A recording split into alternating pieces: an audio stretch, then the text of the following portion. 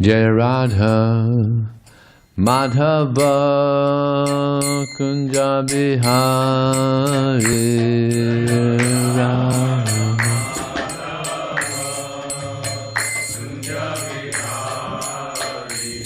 Jaya Radha Madhava Kunja Bihari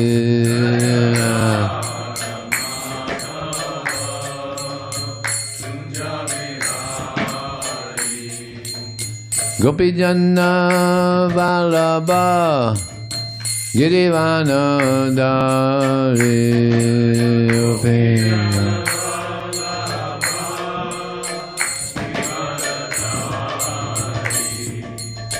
Gopijana Vallabha Girivana Dari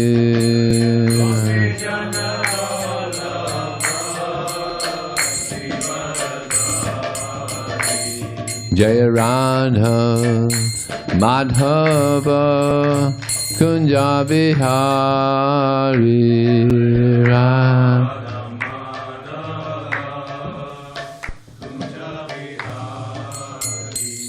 Jaya Radha Madhava Kunja Bihari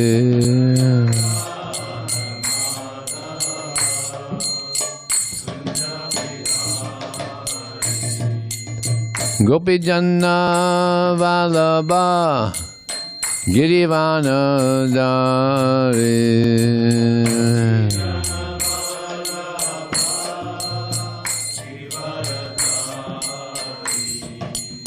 Gopijana Vallabha Girivana Dari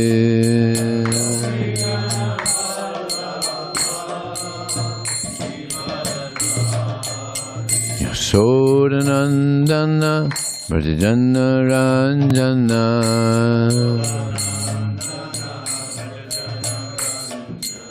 Yasodanandana Bhajana Ranjana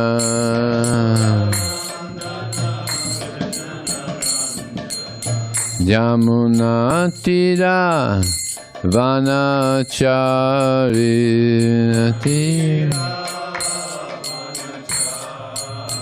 Yamuna Tira Vanachari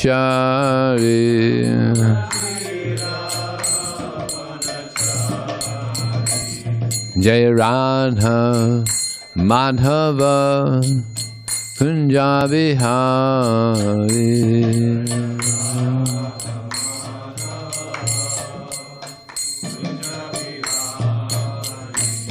Jaya Radha Madhava Kunja Bihari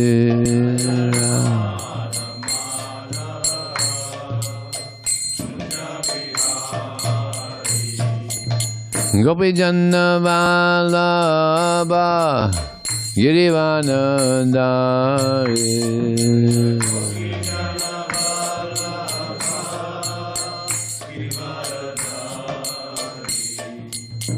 Gopijana Vallabha Girivana Dari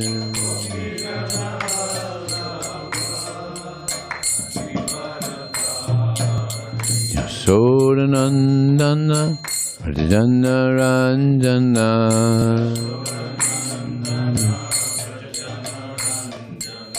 Yasodanandana Brajajana Ranjana Yasodanandana Brajajana Yamuna Tira Vanacharinati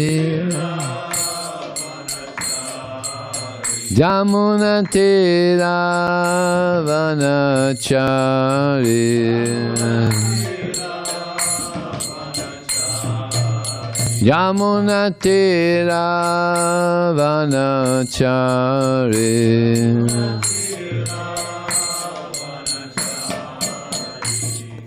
Hare Krishna Hare Krishna Krishna Krishna Hare Hare Hare Rama, Hare Rama, Rama Rama, Hare Hare, Hare Krishna.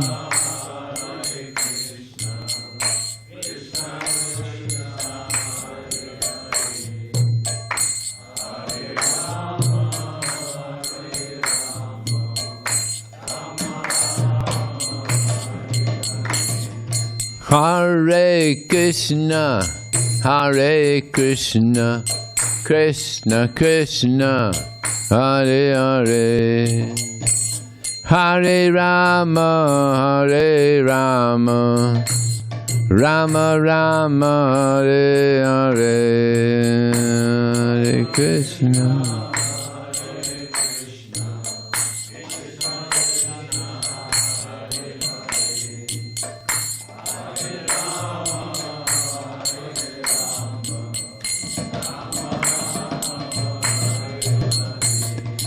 Hare Krishna, Hare Krishna, Krishna Krishna, Hare Hare, Hare Rama, Hare Rama, Rama Rama, Hare Hare, Hare Krishna.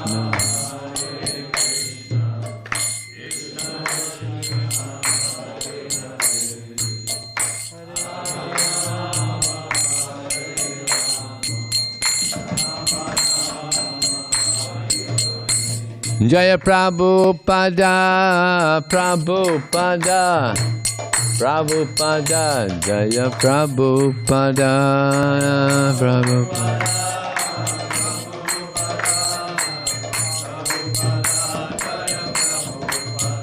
Prabhupada, Prabhupada, Prabhupada, Jaya Jaya Prabhupada.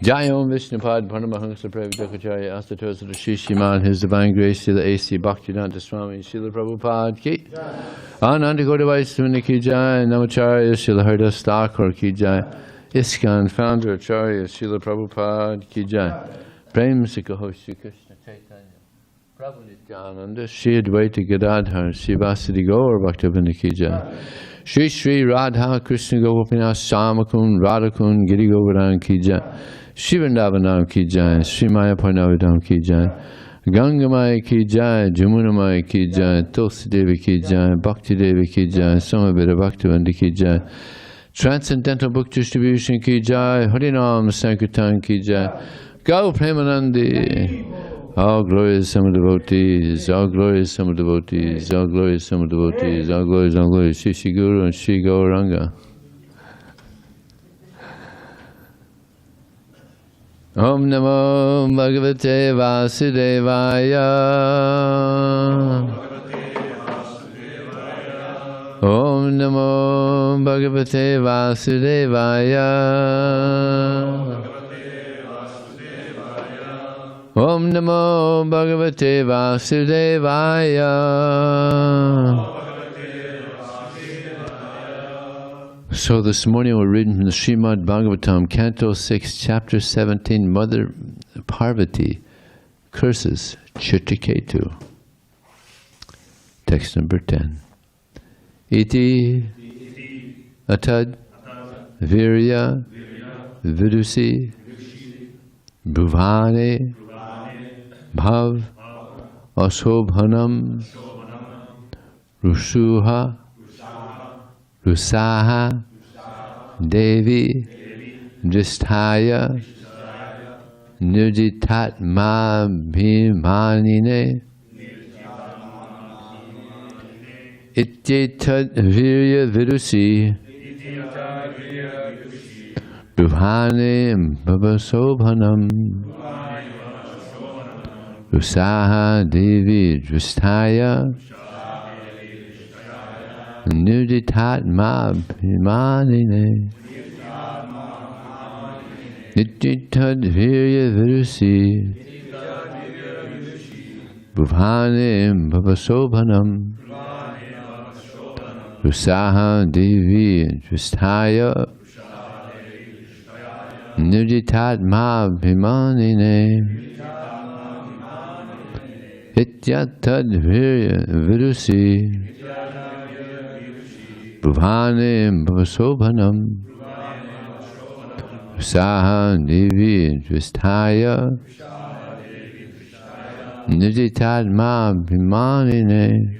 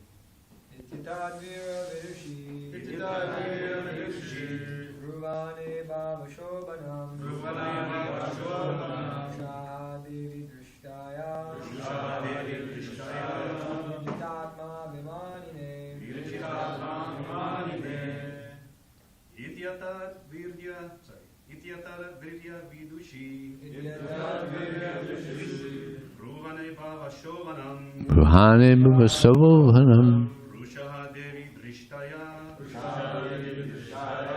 Nirjitamma Vimanine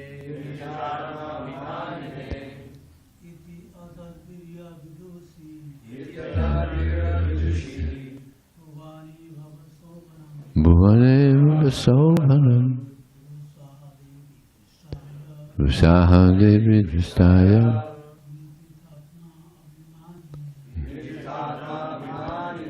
Iti, thus, Atat Virya Vidusi, when Citraketu, who did not know the prowess of Lord Śiva, Bhuvane, spoke, Bhu Asobhanam, that which is not up to the standard of etiquette, the criticism of the exalted Lord Śiva. Rusha, with anger. Aha, said Devi, the goddess Pārvatī, Dristaya, unto Citraketu, who was quite shameless. Nirjita Atma, as one who has controlled his senses. Abhimanine, thinking of himself. Translation and purport by His Divine Grace, Srila Prabhupada Ki. Not knowing the prowess of Lord Śiva and Pārvatī, Citraketu strongly criticized them. His statements were not at all pleasing, and therefore the goddess Pārvatī, being very angry, spoke as follows to Citraketu, who thought himself better than Lord Śiva in controlling the senses. Purport. Although Citraketu never meant to insult Lord Śiva, he should not have criticized the Lord, even though the Lord was transgressing social customs. It is said, Dejasiyam na doshaya. One who is very powerful should be understood to be faultless. For example, one should not find faults with the sun, although it evaporates urine from the street. The most powerful cannot be criticized by an ordinary man, or even by a great personality. Citraketu should have known that Lord Śiva, although sitting in that way, was not to be criticized. The difficulty was that Citraketu having become a great devotee of Lord Vishnu, Sankarshan was somewhat proud at having achieved Lord Sankarshan's favor, and therefore thought that he could now criticize anyone, even Lord Śiva. This kind of pride in a devotee is never tolerated. A Vaiṣṇava should always remain very humble and meek and offer respects to others. Chanadapi sunichena chorapi sihistana amanina manina kirtaniya sadahari. One should chant the holy name of the Lord in a humble state of mind, thinking oneself lower than the straw on the street. One should be more tolerant than a tree, devoid of all sense of false prestige, and ready to offer all respects to others. In such a state of mind, one can chant the holy name of the Lord constantly. A Vaiṣṇava should not try to minimize anyone else's position. It is better to remain humble and meek and chant the Hare Krishna mantra. The word nirjitatma bhimanine indicates that Citraketu thought himself a better controller of the senses than Lord Śiva, although actually he was not. Because of all these considerations, Mother Pārvatī was somewhat angry at Citraketu. Om jnana tamarandasya jnananjana salakaya chakshrum militam jena tasmai Sri Gurave namaha mukurunku tivachalang pangun lang hayate garim yat kripataraham vande shigarum dinataranam vanchakavatubyascha kripasandubhyevacha Bodhitanam pavanebhyo Vaishnavebhyo namo namaha. Jaya Shri Krishna Chaitanya Prabhu Nityananda Shri Advaita Gadadhar Shivasati Gaur Bhaktivan. Hare Krishna, Krishna Krishna, Hare Hare, Hare Ram, Ram Ram, Hare Hare. Citraketu here has, actually it says here in a very strong way, criticized Lord Śiva. It says strongly criticized, although Lord Śiva didn't take it that seriously.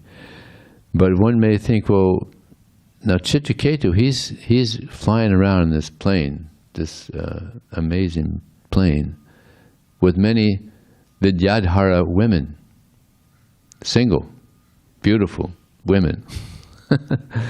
And one may think, well, wait a second, he's criticizing Lord Śiva, but he's flying around in a plane with these single women. But he's flying around in this plane doing what? They're glorifying Krishna. So similarly, Lord Śiva, he's sitting there with his wife on his lap. He's got a wife now. Citraketu, he's going out with single women. But Lord Śiva, he's glorifying Krishna.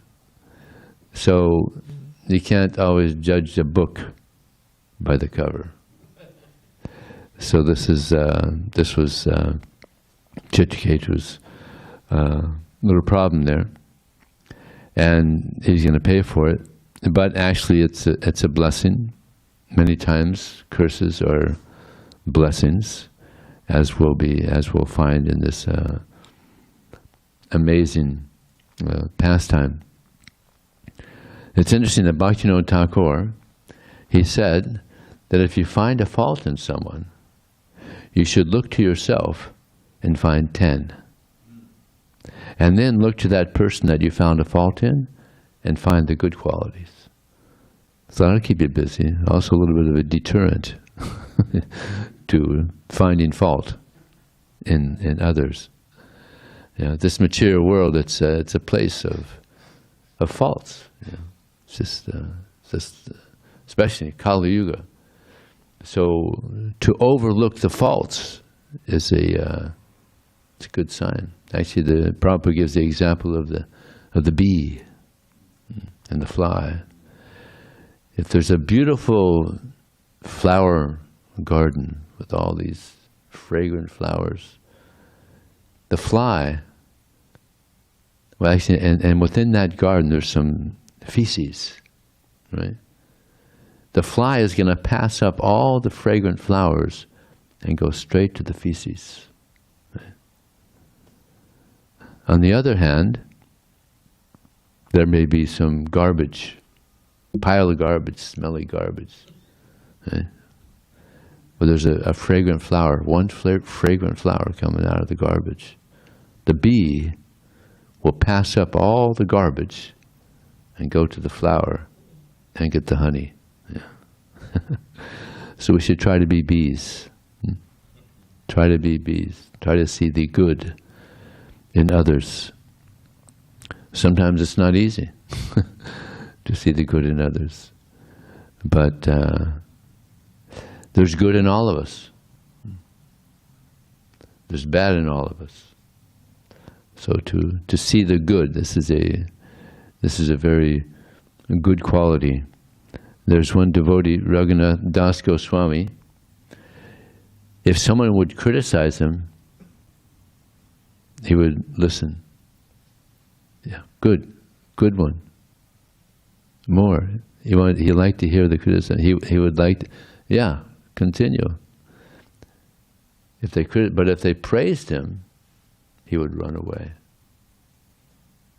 See, this is the difference between a liberated soul and a conditioned soul. Conditioned soul, someone's praising, they're like, oh yeah, good, keep it coming, keep it going. Now, if someone criticizes, who are you? Who are you to criticize? And get angry, right? Someone is criticized. So this is the difference between a liberated soul and a conditioned soul. Because if we hear criticism, then it helps us to develop this humility, as we're hearing here in this purport. Prabhupada has this very famous verse, Trinadapi sunichina, Charorapi sahisana, amanina, manidena, kirtaniya sadahari.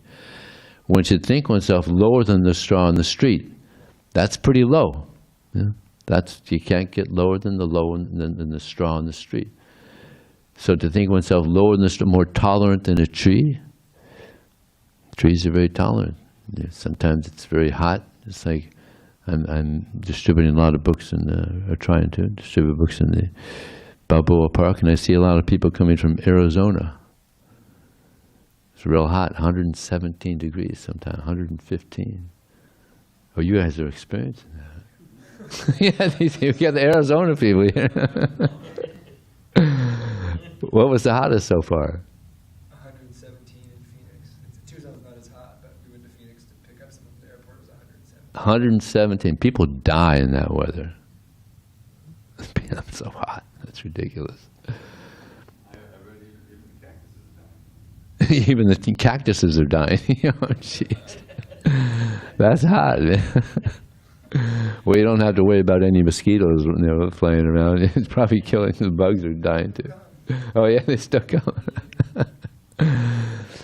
So, but the trees, they tolerate the heat, they tolerate the cold. Sometimes people come and they carve their initials in the tree, and yeah, they tolerate so much. Now, I was in Mayapur once, and there was a sannyasi discussing this verse, Dharnadapi Sunitsana. And I asked a question, I said, well, if the trees could talk, they may complain. I mean, they're tolerant. It appears like they're tolerant, but they can't talk. If they could talk, they might say, hey, wait a second, don't carve your initials in me. How would you like me to carve my initials in you? If they could talk, but they can't talk, they can't. So the sannyasi gave a very good reply. He said, therefore, a devotee is more tolerant than a tree because he can protest, he can complain, he can speak, but he doesn't. He doesn't complain. He's tolerant. So, yeah, tolerance is a very important quality. Thinking of oneself lower than the straw on the street, more tolerant, than, devoid of all sense of false prestige. We may be able to do something, have some ability in something. But Narada Muni says, a devotee does not think that the services he does are actions under his own control, but they are expressions of Krishna's supreme mercy. This is how a devotee thinks. He doesn't think it's my ability, It's Krishna's mercy. And if we always think like that, then we won't become proud. It's Krishna's mercy. Whatever ability we have, it's Krishna's mercy. He's given us this ability to render some service. Ready to offer all respects to others without desiring respect for oneself. Yes, to be respectful towards others. A devotee respects all living entities. Just like if we're walking down the street, we don't step on ants. We avoid. We respect all living entities. I was speaking to one guest last night, and he asked me, so what do you feel of other religions? How do you feel about other religions? I said, well, they're all bad. I was joking. I said, no, any religion that is practicing the teachings, then they could be elevated in their spiritual journey. But the problem is a lot of religions are not following the teachings. Just like in the Bible it says, thou shalt not kill.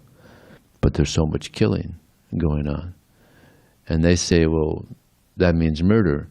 And now many of the Christians, they've changed that. Actually, they changed it to, thou shalt not murder. Because they know we come up with that argument. Because murder means people. Kill means, in general, killing. We shouldn't kill. So I explained to this guest that, yeah, why is there so much killing? It's not necessary to kill all these animals. It's actually Srila Prabhupada said there's war because of so much killing of animals, unnecessary killing of animals. So we should respect all living entities.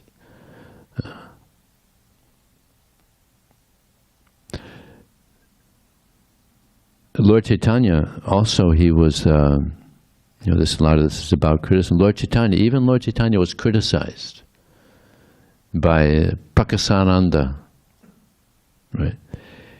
He said, what is this, all this sentiment you're singing and dancing, You should be studying Vedanta. And what did Lord Chaitanya say?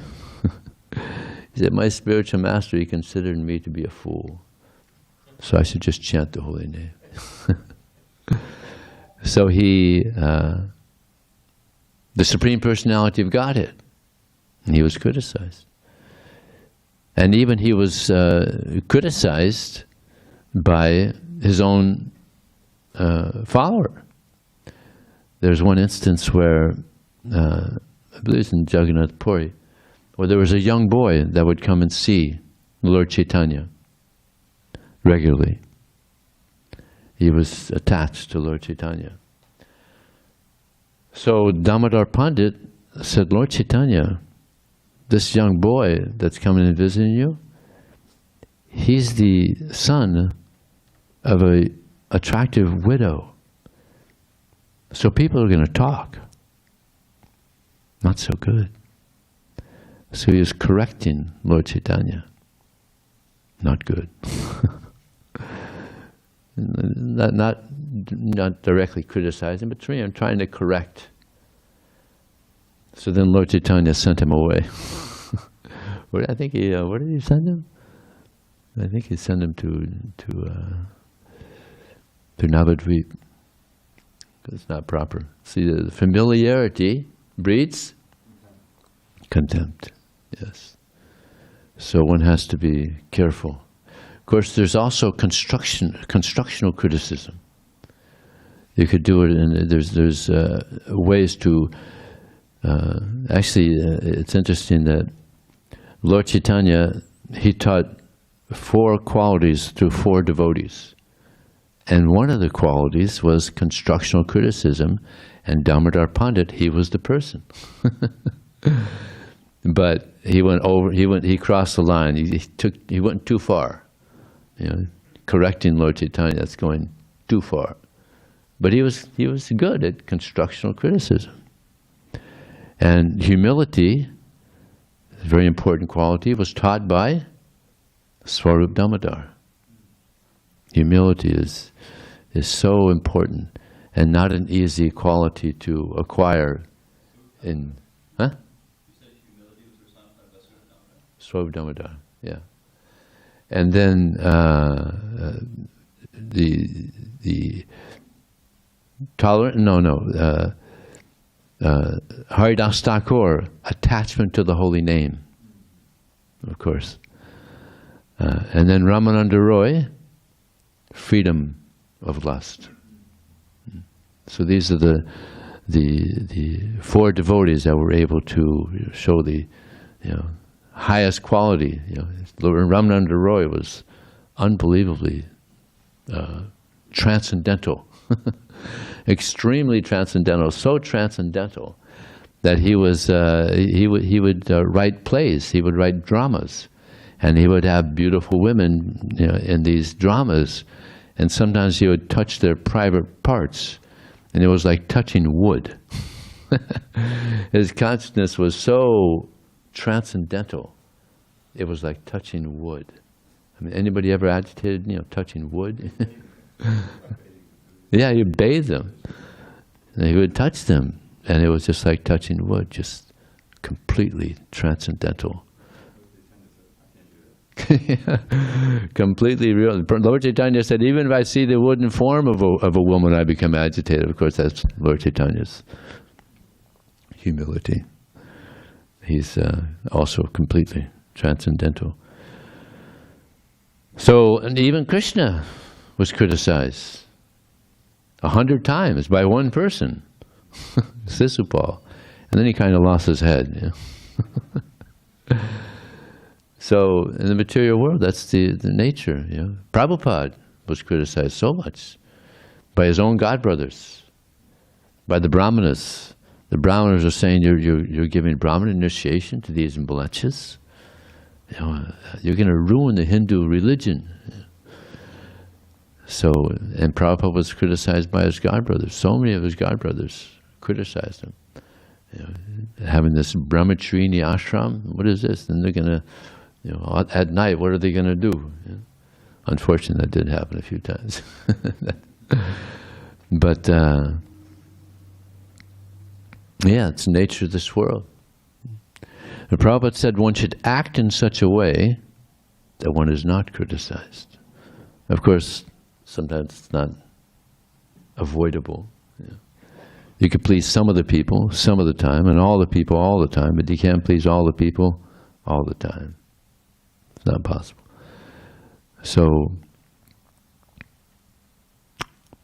this process is meant to help us transcend this material consciousness of criticizing and finding faults. There's a saying that if you criticize someone, you find fault in someone, you're pointing at someone, but there's 3 fingers coming at you. Yeah. So we have so many faults ourselves. So to be transcendental to this nature, it's natural. It naturally comes as we advance in Krishna consciousness. We become free of this tendency to find fault, and good qualities come up as we continue on in Krishna consciousness. And there was one devotee who before becoming a devotee, he was very materialistic. He was a rich Brahmana, Avanti Brahmana. He was so rich, but he was very greedy. And he wouldn't even take care of his family property. Even he wouldn't eat properly. He was just so miserly. So, because of this miserliness in this Avanti Brahmana, his family members became a little, distasteful. They just didn't want to be around him and would criticize him. And eventually, through the government, through nature, and just his bad luck, he lost all his wealth. everything. And having lost all his wealth, he became a little introspective. That what is this wealth? It didn't bring me any happiness. And eventually he began criticizing himself. What a fool I was. What a fool I was that I had all this wealth and I was so greedy, I was so miserly, and now Krishna has taken it all away. Now I've lost everything. And he became very humble. You know, sometimes these reversals are really good because they help us build character. And this is what happened to this Kaurvanti Brahmana, that he became very humble, and he went around and he was just living very simply and begging, and people would mistreat him and abuse him in many ways. But he was thinking that these people are not the cause of my suffering. My losing the money that I previously had is not the cause of my suffering. Does anybody know what the cause of his suffering was? The mind. The mind is the cause of our suffering. Yeah. We become attached to things, we lose them, and it causes great pain. Someone criticizes us, the mind, agitate, the false ego. Right? We become disturbed. So the whole point of Krishna consciousness is to purify the mind. As Bhaktisiddhanta Saraswati Thakur said, the mind is a non-devotee. And this is why it's so difficult to, as we've all had the experience, it's difficult to chant good japa, attentive japa. The mind just doesn't want to hear it. The mind wants to enjoy material life, conditioned to enjoy material life. It's interesting that Lord Chaitanya, also there was an instance where he was criticized. You know, they had these all-night kirtans in Navadvip with Srivas Thakur and Mukunda and all these great Vaiṣṇavas. And some other people wanted to enter these kirtans, but the doors were locked.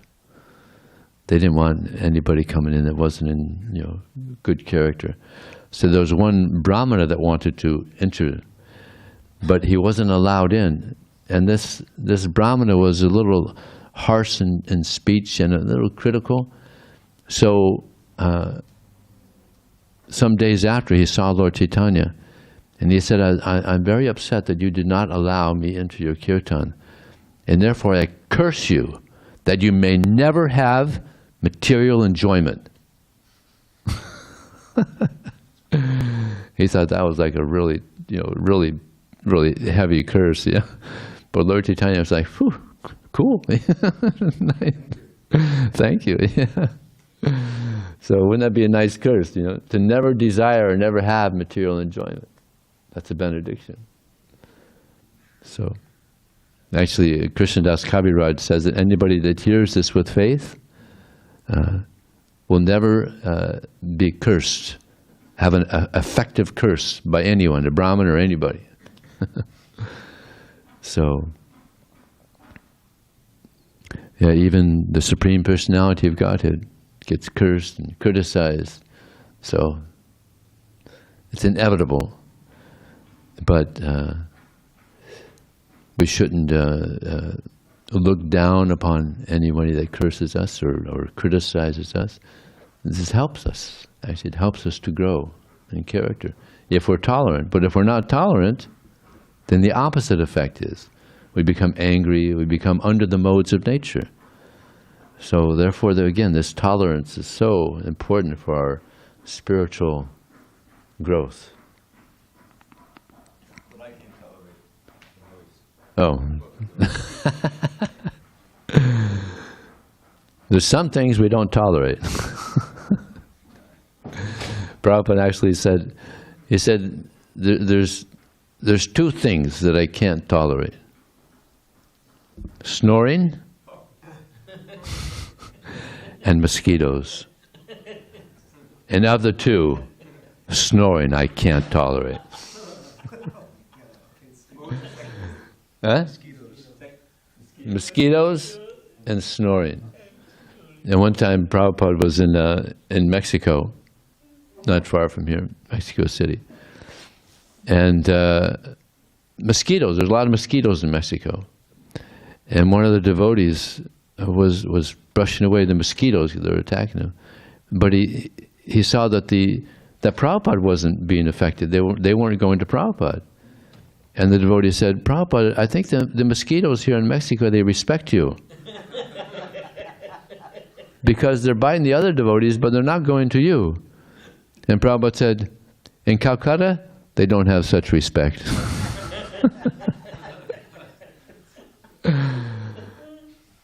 So even Prabhupada, he had to tolerate things, because he would be writing at night and he would hear someone snoring, just continuous snoring, and it would disturb his writing. So that was why the snoring was the most difficult. Sometimes he'd have to wake his servant up, go tell that person to stop snoring. So, okay, is there any question? Yes, or a comment? Maybe you have a nice comment by Dravida Prabhu. Yeah. I was my first trip to India. I was very fortunate to be there for the opening of the Krishna Balaram temple. So I'm on a train. You get on a train. I'm from Mayapur, not to Vrindavan, but to Hyderabad. And it wasn't for the opening of the temple. This Prabhupada was there. The temple was half built, but he gave some nice lectures there. So on the way to Hyderabad, I was in one cabin, and I was with a devotee. I think his name was Sarvabhauma. He was a early book distributor. Yeah. So, I had become a little regular. I started complaining about some devotees and criticizing. He stopped me. He said, I'll give you some good advice, that this is very dangerous to do this. And so the best way, the best antidote to do this, to prevent yourself from getting into that mood of criticizing, is to always find a way to glorify the devotees. And if you be in that glorifying mood, you won't even feel the urge to criticize. And you know who embodies that quality perfectly? Radhanath Swami? Yes. Yeah. I remember one of his devotees had passed, Abhiram Thakur. I would happen to be in LA, and he gave this talk. And the whole talk was just glorifying him, and he went on for at least an hour and a half, And it was such a wonderful thing, and I've heard him do that other times, It's a very, very good way. It kind of stops, it puts you in a different mood of glorification, and you enjoy the glorification of devotees, and you don't even think of the criticism. And you won't hear him criticize anyone also. Yeah. Radhanath Swami is such a person, if he knows someone for a day, he could glorify him for hours. Because he's seeing the good. It's amazing. Radhanath Swami is he's an amazing. Therefore, he's having so much success all over the world. He's having such success spreading Krishna consciousness, preaching. Yes, Prabhu. You're one of Radhanath Swami's disciples, right? Prabhuji, while reading the purports, right, I think I'm not understanding. Sometimes Prabhupada says that whatever Citraketu has done is not such a big issue, and sometimes in other sounds very strong, very strongly strong. Criticized. Yeah. So how do we understand this? Well, Pārvatī took it as, therefore, it's because this is about Pārvatī. She took it as a strong criticism, but Lord Śiva, he didn't take it as as a strong criticism. He didn't think nothing of it. And now, if it was a strong criticism, then Prabhupada mentions that the devotees there, they would have put their fingers in the air and run away. But Lord Chaitanya, Lord Śiva, he didn't. He just went on, kind of because I guess they were kind of friends. I think even it's mentioned that they were. So yeah, he just didn't take it seriously. because it was like he was amazed, like he was wonderstruck that here Lord Shiva, he has his wife on his lap, and he's speaking Vedanta. He's speaking the philosophy of Krishna consciousness. He's just amazed. So it wasn't really a criticism, but she took it in that way. And Prabhupada mentioned something about that, how sometimes women will take it differently than a man. So yeah, Lord Shiva just didn't take it so seriously. And if you think about it, I mean, he was just wonderstruck. He was amazed, that here, he's preaching the Vedic philosophy there with the group, and his wife is on his lap. I mean, we've never seen anything like that. It would be pretty. I mean, if we were to ever see that, we would also be like, "Wow, we've never seen that before." Right? That would be unusual. Yes, Prabhu. We have a microphone. We have a microphone right next to you, Prabhu. Yeah. Thank you for the class, Prabhu. My question is sometimes we find that if we're associating with glorifiers, we become a glorifier, and if we're associating with fault finders, we also take up the quality of fault finding. But then at the same time, if we, is it a fault to say, these people are fault finders and we're finding fault in them because they're fault finders? It's kind of like a cycle, and we, I don't want to be with them, they're a fault finder, and, we start finding fault in them. But at the same time, if we associate with them, we also take up some of those negative qualities. So how do we navigate and choose our association wisely and the way we interact? Very good question. Well, we don't have to say, oh, they're fault finders. I don't want to hang around fault finders. But in your mind, you could be thinking, oh, these people have a little bit of a critical mentality, better I not associate. But I mean, that's not offensive if you see clearly that they have this critical attitude or fault-finding attitude. I mean, it's not difficult to see that. And on the other hand, it's also not that difficult to see that if someone is appreciating devotees, they have, and they glorify devotees, they don't find fault. It's not that difficult to see that. So discrimination is a better part of valor. So sometimes we have to discriminate. Yeah. Just like when Ramachandra Puri, he was criticizing so many devotees, criticizing Lord Chaitanya. He was a big criticizer of Lord Chaitanya. So when he left, the devotees felt so happy. Yeah, they were just so happy that he had left, because it was this. Actually, Lord Chaitanya, he reduced his eating, right? Because he was criticizing his eating. So he was actually. The devotees were so happy. Now, no one said anything offensive or oh, he's a fault finder. But in their mind, they thought, keep distance. And they were so happy when he left. No one said anything offensive to him or criticized him, but they understood this is not good. And when he left, they were joyful. Thank you, Prabhu. Mukunda. Yes.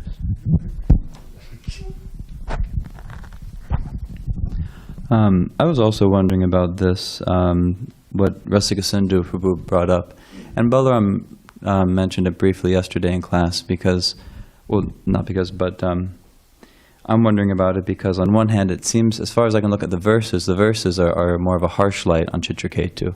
And then it seems like it's in the purports and the, especially yesterday, Vishwanath Chakravarti Thakur's comment on what Citraketu's mentality was, that seems to be more forgiving or more understanding of where Citraketu was coming from. But, I mean, one of the first verses was saying that Citraketu was, when he saw it, he laughed, which sounds a little more disrespectful, more than like, just wow, how amazing. Like laughing seems like a little more critical.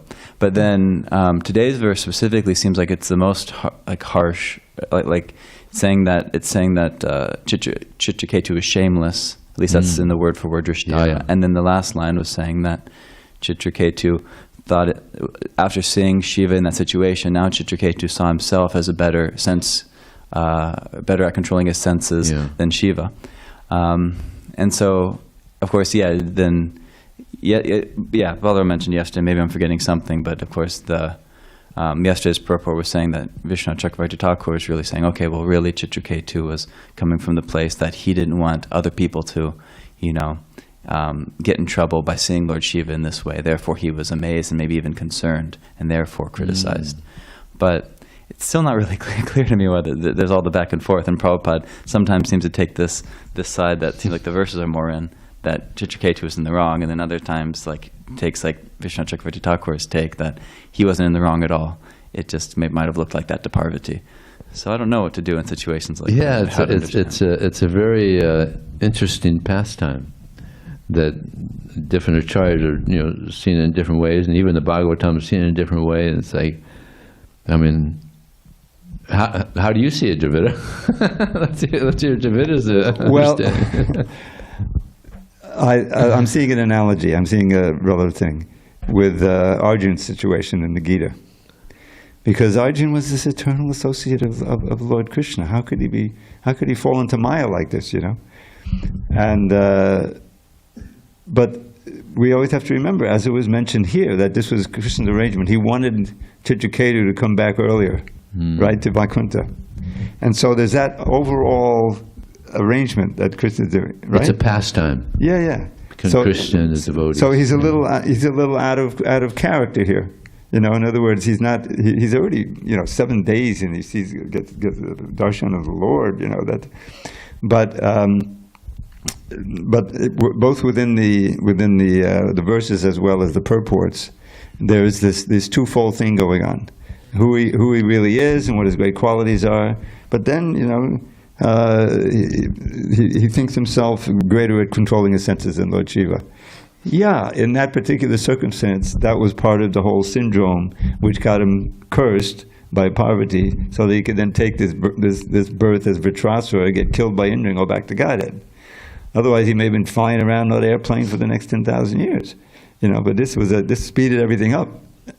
So that's the way I see it. That Krishna's hand is in the whole thing, and so the result is that he goes back to God. Yeah, and what it even mentions that he thought he was a little proud because he had achieved Lord Sankarshan's favor. So the pride came up, and this just to create this pastime, so that he can go back to Godhead. So that's sped it up. Back home. Okay.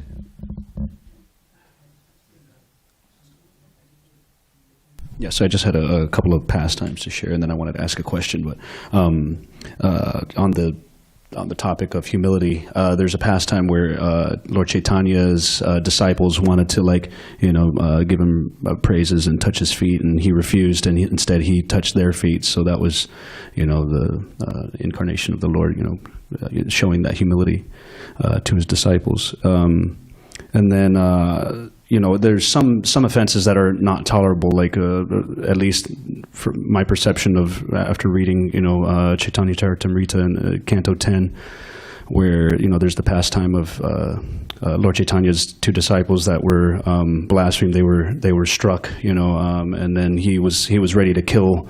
He was ready to go out there. Jagai and Madai. Yeah, correct. And then from Chaitanya Charitamrita, not Srimad Bhagavatam. Well, it's mentioned in Canto 10 briefly. It's not. But so then so at what point do we determine we're not going to condone criminal behavior or violence or blaspheming there's a line there that we're not tolerating. Good question. We're not just we're just not passive, right? If someone is offending a devotee or offending Krishna, then we don't tolerate that. Mm-hmm. Lord Chaitanya, this is the only time in the pastimes of Lord Chaitanya where he, actually there was another time, but in the Bhattaharis tried they attacked actually Lord Chaitanya with weapons, and their weapons came out of their hands and attacked them. So they were pretty shocked by that.